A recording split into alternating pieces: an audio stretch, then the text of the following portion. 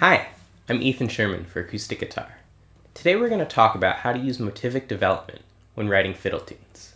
Let's define motivic development as essentially playing around with different elements of a musical idea as you reuse it throughout a tune. You want a balance between leaving enough of the original idea to keep it sounding familiar, but also change it enough to make it feel new and interesting the next time you hear it. Motivic development is one of the key ingredients to a memorable composition or improvisation, and all fiddle tunes, old and new, make use of it. It also offers endless possibilities if you're interested in composing your own fiddle tunes, which is what we're going to talk about today. I'm going to teach you a tune I wrote called Blue Moose from my new record Passages. I'll show you how I play the melody and demonstrate how it contains a number of approaches to motivic development, including repetition, variation, extension, and transposition. I'll play through it one time along to a rhythm guitar track, and then take you through each of the four parts, one phrase at a time.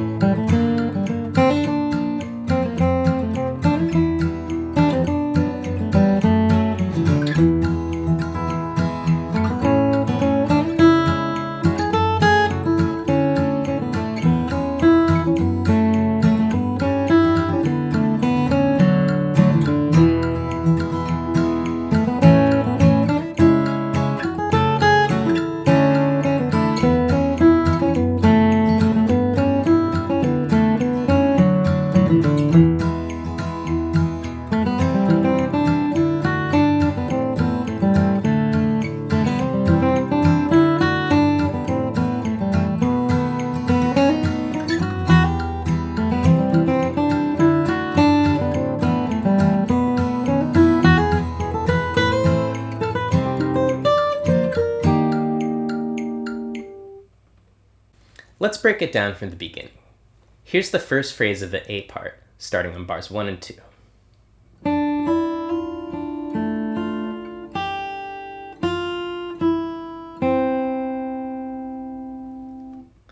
The most important part of this phrase to be aware of is this 3-note descending cross-picking idea. We're going to see that idea moving across 3 strings, outlining a chord, again and again as we go through this tune. It's played first here as the D minor chord on strings 1, 2, and 3. It's preceded by a pickup phrase of 2 16th notes, as most of the phrases of this tune are. So let's break it down. 3rd fret 2nd string, open 1st string, hammer on 1st fret of the 1st string. 3rd fret 2nd string, 2nd fret 3rd string, 1st fret 1st string, 3rd fret 1st string, 1st fret, open 1st string, move to 2nd string, and play the 1st fret. I'll play that one more time, this time in time.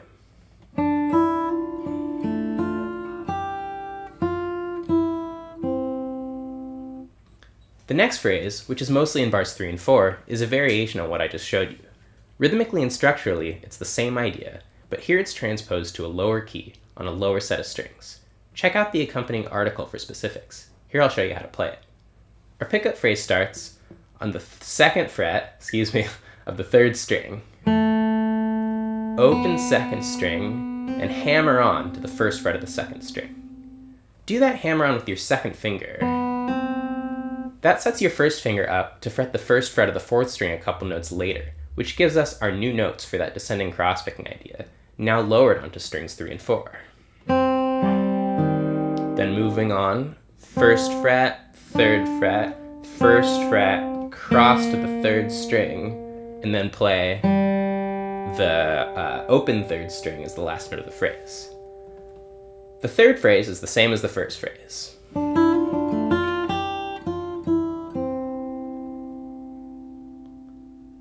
This is a good opportunity to practice making your hammer-ons sound as clearly as two pick notes would. I'm doing those hammer-ons because I find that it sets up my cross-picking more smoothly when I play the phrase at tempo.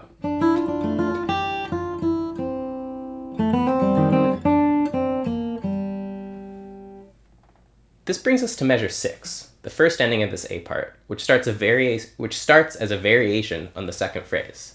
However, I'm starting a whole step and 2 frets lower than I did originally. First starting on an open 3rd string, then 2nd fret, then landing on the 3rd fret, a B flat note.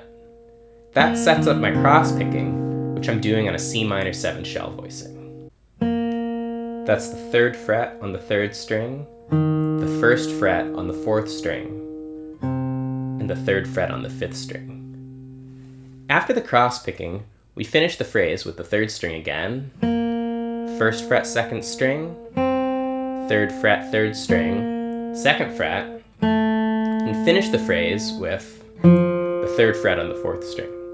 Let's put that together.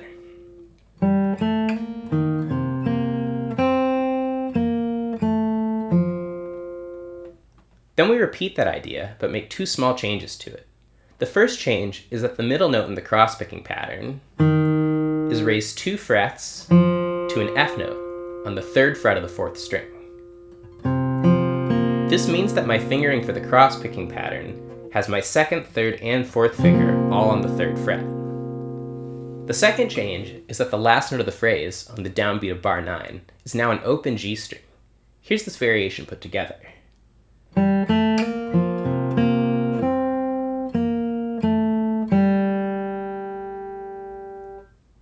We conclude this first ending with a reappearance of the original pickup notes, and then we repeat back to the top and play letter A again.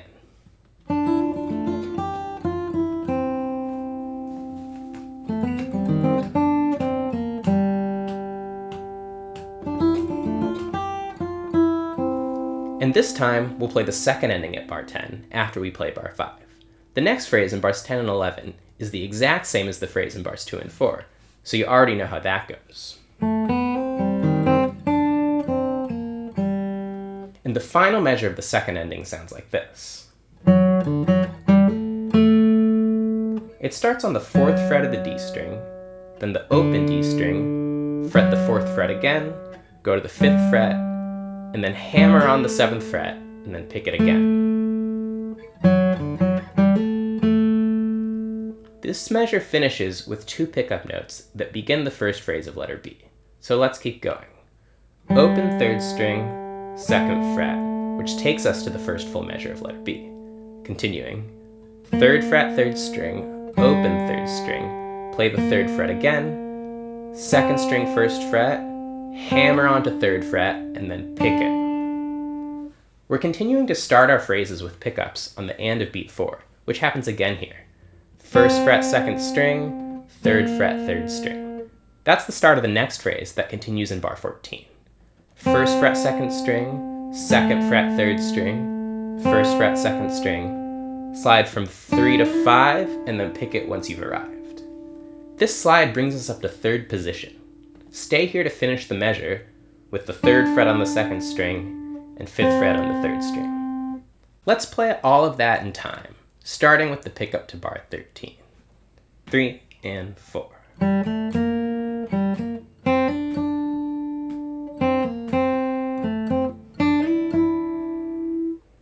This is another instance where we play an idea, then repeat and transpose it, this time raising it by a whole step, while keeping the rhythm the same. Moving on, here's measures 15 and 16. Remember that we left off in 3rd position, so we'll fret this note, 3 on the 2nd string, with our 1st finger. Then we shift to the 3rd string and play 4, 2, open, 2. To finish this phrase, we'll shift again to the 4th string and repeat that idea. 4, 2, open, 2. Let's put these 4 measures together in time, again starting with the pickup to bar 13. 3 and 4.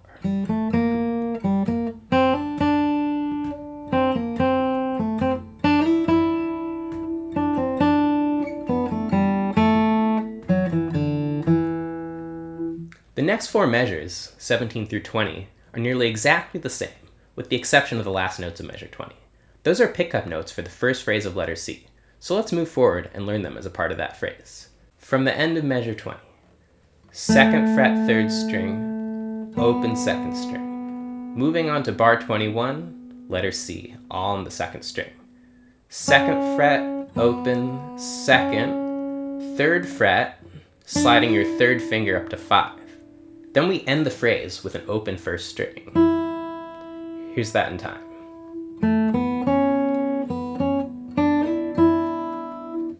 This first phrase of the C part is really a variation on the first phrase of the B part. I'll play them side by side so you can compare. Here's the B part, and the first phrase of the C part. The rhythm and direction of the phrase is exactly the same, but we've raised the pitch and changed the tonality of the phrase from its original minor, da-da-da-da-da-da-da, to major, da-da-da-da-da-da-da. Let's keep going. Here's the pickup to bar 22. 1st string, 2, 4, 5, 4, 2, open. Move to 2nd string, 2, 2, open. 3rd string, 2. Bar 23, 2nd string, open, 2, 1st string, open, back to 2nd string, 2, open, 3rd string, 2, and a couple more 2s. Altogether, that's...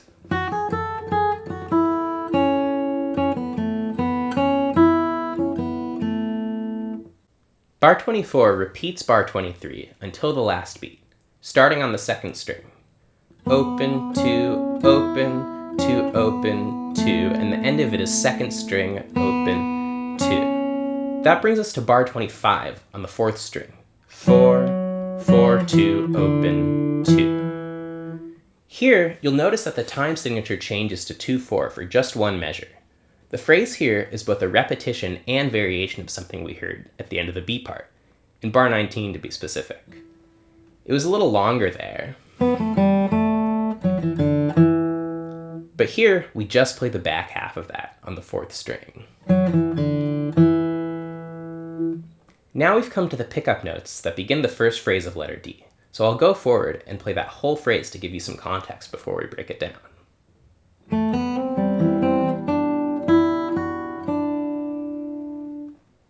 We're returning all the way back to the first idea from the A part of the tune, but this time we've changed it from minor to major, the same thing that we did to that idea in the C part that first showed up in the B part. I'll play a bit of the original A part with this new version side by side now, again, so you can hear how it's been developed and repurposed here in the D part. Here's what we did back in the first part of the tune.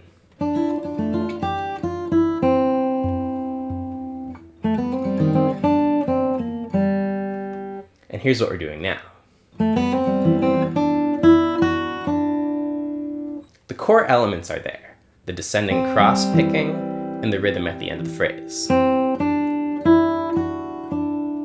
So let's break it down from the pickup to bar 25.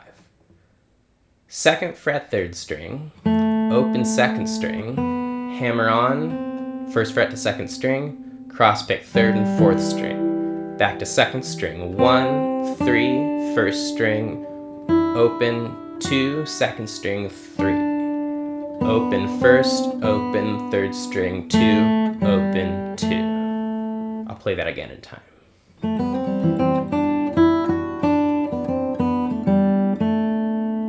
This is a 2-measure phrase, and it's the core idea that we're going to develop through this last section. The second time we play it, starting at bar 29, it extends. Instead of finishing the phrase like we did before, we're actually going to land here, a whole step higher on the open 2nd string. And then moving forward, we're going to extend the phrase, like this. Open 2nd string, hammer 2 to 4, pick 4, cross to 1st string, open 2, and hammer 2 to 3.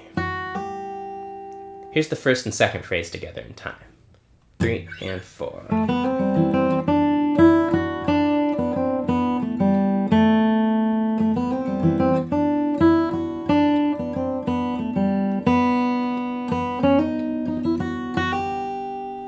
I hear that extension of the phrase as sort of climbing up in pitch as it moves on. We start the third phrase going into bar 32, the same way. But this time, we're going to start that climb right after the open B and keep climbing a little higher this time. So here's the second half of bar 33.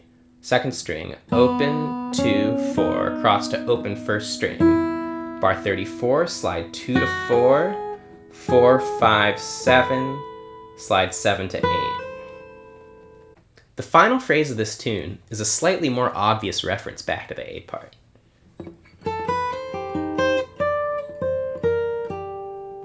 It's that original idea from the second phrase of the A part, but here it's played an octave higher than we originally heard it.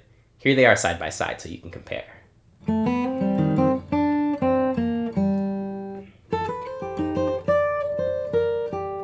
Same notes, octave higher. Compositionally, this is the reason we did all that climbing earlier in this section, so we could arrive up here and have it feel inevitable, like the whole tune was building towards this moment. I'll play all that again so you can hear what I mean. Listen to how the pitch keeps going up as the phrase extends. From the second phrase.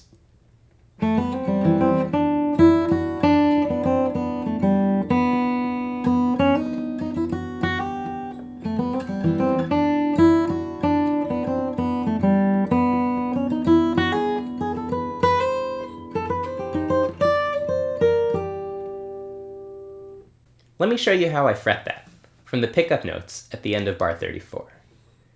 10 on the second string, 7 slide to 8 on the first string. When I slide that 7 to 8, I'm doing that with the side of my finger, as opposed to the tip that you usually fret with, so that I can set up a little partial bar on strings 1, 2, and 3 to get the notes I need for that descending cross-picking part of the phrase at bar 35. 8, 8, 8, 8, all with the index finger barring. Moving on. 10 on the first string, then shift your third finger back 2 frets, 8, 6, and then second string on 8. I'll do that one more time from the pickup to bar 32. 3 and 4.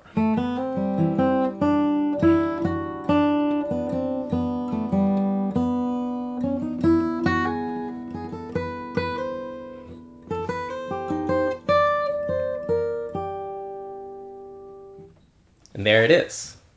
Now that we've thoroughly deconstructed the melody to Blue Moose, I want to encourage you to rewind to the beginning of this video and listen to me play through it again, and see if you can hear it any differently now that we've gone under the hood. So that's our lesson on motivic development in fiddle tunes. I hope you enjoyed it, and I hope that this inspires you to try some of these ideas when writing your own music. Thank you to Acoustic Guitar for having me, and thank you for watching.